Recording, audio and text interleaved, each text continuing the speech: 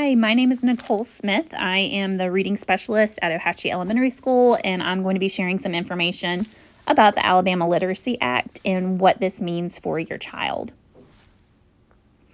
So, what is the act exactly? The Alabama legislature passed the Alabama Literacy Act to help improve reading in Alabama public schools and to ensure students are reading at or above grade level by the end of third grade. The first group of students that fall under this act are current third graders, but it also applies to all future kindergarten, first grade, second grade, third grade students from here on out. Why is there such a focus on third grade? Well, because by third grade, students are reading to learn instead of learning to read. There is a bigger focus on comprehension and vocabulary and just making sure that they are understanding what they're reading. If students are unsuccessful, then they have difficulty reading and comprehending grade level text. And so the result of that is that they're just going to fall further and further behind. According to research, 90% of children with reading difficulties will achieve grade level in reading if they receive help in the first grade. 70% of children whose help is delayed until age 9 or later continue to struggle throughout their school career. So this is why it's so important. If you have a kindergartner or first grader, please have that open communication with your child's teacher, especially if they might not be doing well in their tests, or if you notice that they're struggling when they're doing homework. Even second grade parents, please make sure that we have that communication to help your child.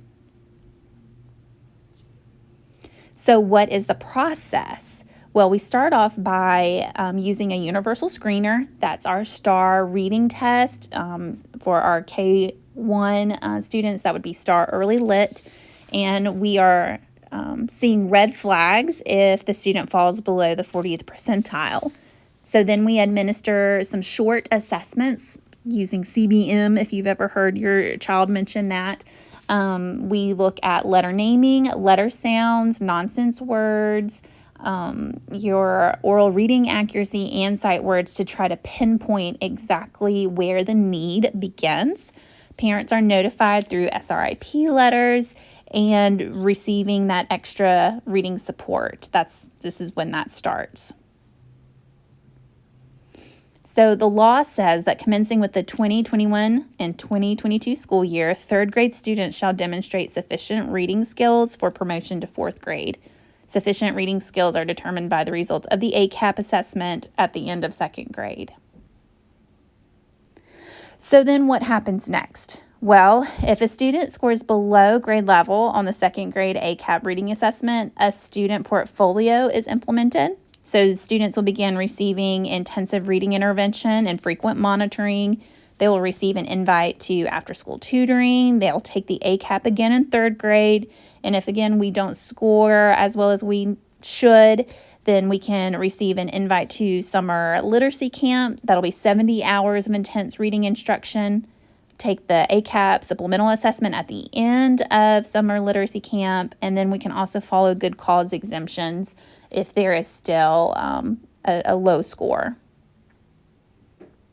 Good cause exemptions apply to the following: students with IEPs, students who have limited English proficiency, students with an IEP or 504 who have been retained and have received intervention for 2 years and still have a deficiency in reading, students who have received intervention in reading for 2 or more years and have also been retained for a total of 2 years.